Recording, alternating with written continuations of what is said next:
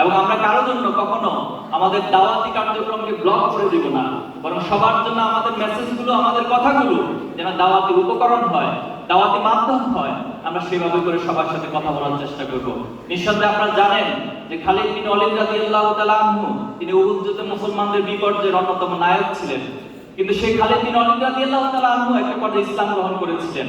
তিনি আল্লাহ রাসূলুল্লাহ সাল্লাল্লাহু আলাইহি ওয়াসাল্লামের পক্ষে, ইসলামের পক্ষে অনেক জিহাদের ময়দানে ভূমিকা রেখেছেন এবং বিজয়ী হয়েছিলেন।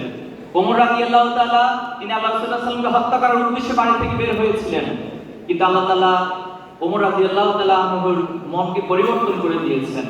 যে ওয়াহশী আল্লাহ রাসূলুল্লাহ সাল্লাল্লাহু আলাইহি ওয়াসাল্লামের চাচা হামজা রাদিয়াল্লাহু তাআলা আনহুকে হত্যা করেছিল, শুধু হত্যাই নয়, হামজা রাদিয়াল্লাহু তাআলার কলিজাকে ছিঁড়ে এনে হিন্দাকে দিয়েছিল। সে ওয়াহশী একটা পর্যায়ে ইসলাম গ্রহণ করেছিল। আল্লাহ রাসূলুল্লাহ সাল্লাল্লাহু আলাইহি ওয়াসাল্লাম যখন তায়েফের ময়দানে গিয়েছিল, আল্লাহ রাসূলুল্লাহ সাল্লাল্লাহু আলাইহি ওয়াসাল্লাম অনেক কষ্ট করে, অনেক পথ পাড়ি দিয়ে তায়েফবাসীর কাছে দ্বীনের দাওয়াত, ইনসাফের দাওয়াত, ইসলামের দাওয়াত নিয়ে গিয়েছিল। কিন্তু তায়েফবাসী পৃথিবীর সেই রহমত স্বরূপ মানুষটিকে, তারা ছোট ছোট বাচ্চাদেরকে লেলিয়ে দিল। আল্লাহ রাসূলুল্লাহ সাল্লাল্লাহু আলাইহি ওয়াসাল্লামকে রক্তাক্ত করা হলো। তখন জিবরাইল আমিন তিনি আল্লাহ রাসূলুল্লাহ সাল্লাল্লাহু আলাইহি ওয়াসাল্লাম অনুমতি চাইলেন যে তায়েফবাসী আপনাকে এভাবে রক্তাক্ত করেছে, আপনি শুধু আমাদেরকে অনুমতি দেন, আমরা আল্লাহ তাআলার পক্ষ থেকে এই মুহূর্তে পাহাড় দিয়ে পুরো তায়েফবাসীকে ধসিয়ে দিব।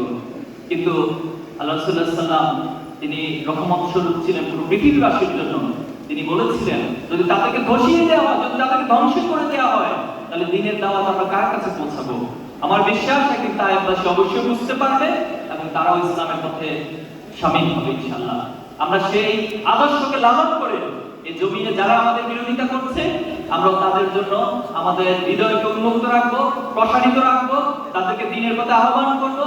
আমরা আমাদের চারিত্রিক মাধুর্যতা দিয়ে তাদেরকেও দ্বীনের পথে ইনশাআল্লাহ নিয়ে আসবো। আল্লাহ তাদেরকে কবুল করুন, আমিন। সম্মানিত ভাইয়েরা, আমরা সরকারের প্রতি উদাত্ত আহ্বান জানাবো যে জুলাই এবং আগস্টের বিপ্লবের মধ্য দিয়ে আপনাদেরকে সরকারে বসানো হয়েছে। আমরা এই কথাগুলো অনেকবার বলেছি। আপনারা স্বাভাবিক কোনো নির্বাচন, স্বাভাবিক কোনো প্রক্রিয়া ক্ষমতায় বসেন নাই।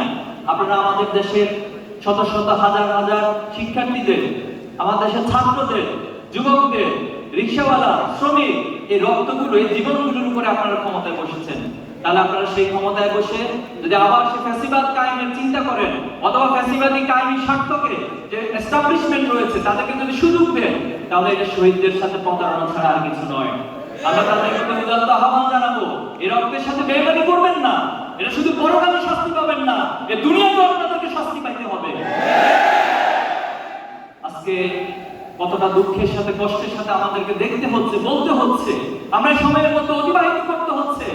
আমাদের জুলাই আন্দোলনের অন্যতম সহযোদ্ধা শহীদ ওসমান বিন হাদিকে নির্মমভাবে হত্যা করা হয়েছে। এটা কিভাবে সম্ভব? এবং হত্যা করার পর আমরা জেনেছি ওনাকে গুলি করা হয়েছে 2টায়, অথচ বাংলাদেশের যে সীমান্তগুলো রয়েছে সেখানে নিউজ গিয়েছে সন্ধ্যা 7টার পর যে আপনারা পাড়ি বসান, চেকপোস্ট বসান। এই কেমন আচরণ করেছেন আপনি? তারা কিভাবে করে বাংলাদেশের বর্ডার পার হয়? তাহলে বাংলাদেশের বর্ডার পার হয়ে যে রাষ্ট্রে যাচ্ছে তাদেরকে কারা আশ্রয় দিচ্ছে? আজকে এই প্রশ্নগুলোর উত্তর অবশ্যই এই জাতিকে, এই প্রজন্মকে খুঁজে বের করতে হবে।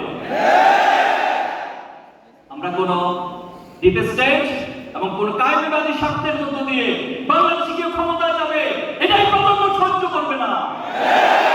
বাংলাদেশে যারাই ক্ষমতা যাবে, এই প্রজন্মের পাপকে বুঝে, ছাত্র সমাজের পাপকে বুঝে, ছাত্র সমাজের সমর্থন নিয়ে তারপরে আপনাদেরকে ক্ষমতায় যেতে হবে।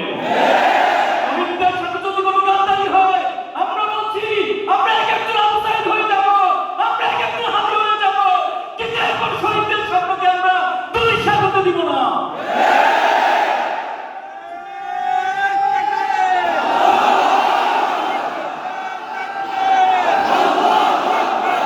আমরা স্পষ্ট ভাষায় বলবো, অতি সত্বর শহীদ হাদি ভাইয়ের খুনিদেরকে গ্রেফতার করতে হবে। সম্প্রতি তেজগাঁ কলেজে সাকিবুল হাসান রানা নামে একজন শিক্ষার্থীকে হত্যা করা হয়েছে, আপনারা জানেন। খুব বেশি আলোচনা আসে না। তাদের হাতে হত্যা করা হয়েছে, সেটা জানি জানি, কিন্তু মিডিয়াগুলো, প্রশাসন এই সাকিবুল হাসান রানার হত্যাকাণ্ডকে কবুল করছে। এই রাষ্ট্রের জন্য আমরা জীবন দিই নাই, এই রাষ্ট্রের জন্য আমার শহীদ ভাইরা জীবন দেয় নাই। সাবধান হয়ে যান, আপনাদের উদ্দেশ্যে বলবো, সাবধান হয়ে যান, ভালো হয়ে যান। এই রাষ্ট্রের যে আকাঙ্ক্ষা, সেই আকাঙ্ক্ষিত রাষ্ট্রকে বাস্তবায়ন করুন, তাহলে আমরা আপনাদেরকে সহযোগিতা করব। আর তার বিপরীত হলে অবশ্যই আমরা এই প্রজন্ম হাসিনাকে যেভাবে করে পতন করেছি তার চেয়ে ভয়াবহ লেভেলে আপনাদের পতন হবে বলে রাখা। আমাদেরকে শাহাদাত নিয়ে, আমাদেরকে মৃত্যু নিয়ে, আমাদেরকে গুলি করা নিয়ে কেউ ভয় দেখাবেন না। আমরা পৃথিবীতে পা রেখেছি শাহাদাতের তামান্না নিয়ে। এই পৃথিবীতে ইনসাফ কায়েম হয়েছে শাহাদাতের উপর দিয়ে, রক্তের উপর দিয়ে।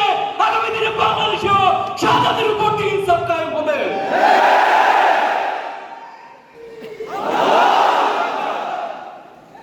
এই জমিনের প্রতি ইঞ্চি মাটি আমাদের শহীদের রক্তে কেনা।